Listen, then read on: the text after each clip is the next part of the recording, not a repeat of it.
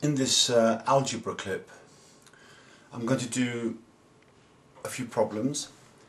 The first one is solving simultaneous equations, and I'm going to take one of the sort of slightly harder questions that we were doing in class and write the equation like this.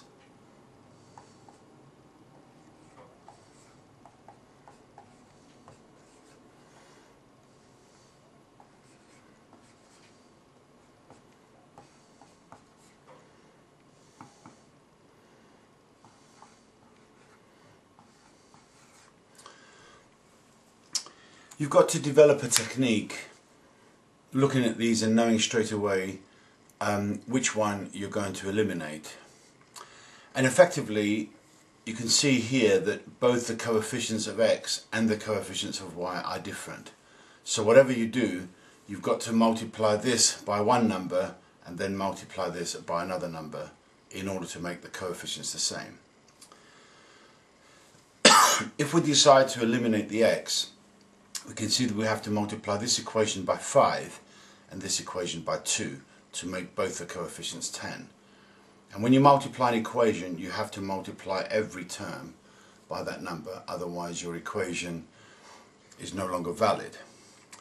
So I try to make this look as easy as possible when I do it to myself, and I try to practice the technique of doing some of these things in my head. And so that's the way I'm going to do this and say to you, you have to learn this technique. If you don't, it means you have to write the equations out again.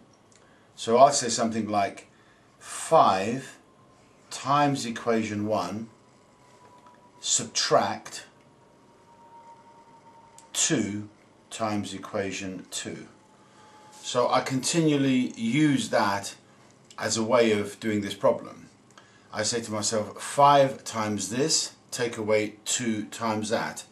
I'm not going to do it all in one go, so I just take term by term and obey this little rule. If I need to do some calculations on the side, I can do that. So when I say 5 times 2, take away 2 times 5, I know that that will make the x disappear. You can either put a 0 or just forget about it. Here I'm going to say 5 times 3, take away 2 times 4. So we're saying 15, take away 8. 5 times 3, 2 times 4. 15, take away 8. So here you get 7y.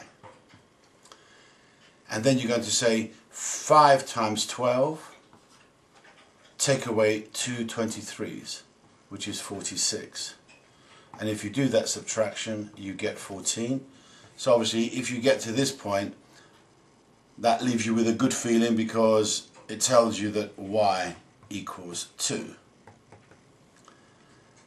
Usually the best thing now is to substitute back rather than then go back and eliminate y, which you could do if you wanted to, or you could have eliminated y from the start. So when you substitute this value back into 1, you're really saying 2x plus, and then you're saying 3 times 2, which is 6, and that's equal to 12. So you bring that over and you get 6. 2x equals 6. So x equals 3. So the solution to this is x equals 3, y equals 2. Don't forget that this is the point of intersection of these two straight lines.